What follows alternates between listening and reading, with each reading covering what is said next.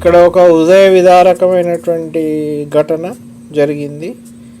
ఆస్తి కోసం అంత్యక్రియల వద్ద గొడవపడ్డ సోదరులు, మానవత్వం మంట గెలిచిపోయింది, ఆగమాగం అయిపోయింది కథ.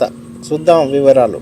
తండ్రి భౌతిక కాయానికి అంత్యక్రియలు నేను నిర్వహిస్తానంటే కాదు నేనే నిర్వహిస్తానంటూ ఇద్దరు అన్నదమ్ములు గొడవపడిన ఘటన మధ్యప్రదేశ్లో చోటు చేసుకుంది. టీకమ్గఢ్ జిల్లా జతారా పోలీస్ స్టేషన్ పరిధిలోని లిథౌరా తాల్ గ్రామానికి చెందిన ధ్యానీ సింగ్ ఘోష్కు ఇద్దరు కుమారులు.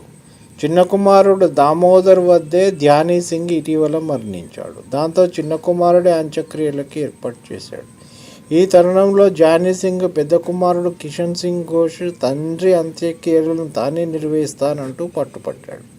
ఆ హక్కు తనకే ఉంటుందని వాదించాడు. తండ్రి తుది శ్వాస విడిచేదాకా తన వద్దే ఉన్నందున అంత్యక్రియలకు నిర్వహించే హక్కు తనకే ఉంటుందని తమ్ముడు పట్టుబట్టాడు. ఈ విషయమై అన్నదమ్ముల మధ్య వాగ్వాదం జరిగింది. తమ్ముడితో కలిసి తండ్రి అంత్యక్రియలు నిర్వహించేందుకు అన్న ససేమిరా అన్నాడు. చివరకు తండ్రి మృతదేహాన్ని 2 ముక్కలు చేసి విడివిడిగా అంత్యక్రియలు చేసుకునేందుకు తాము సిద్ధమన్నాడు. దాంతో పలువురు ఈ విషయంపై జతారా పోలీసులకు సమాచారం అందజేశారు.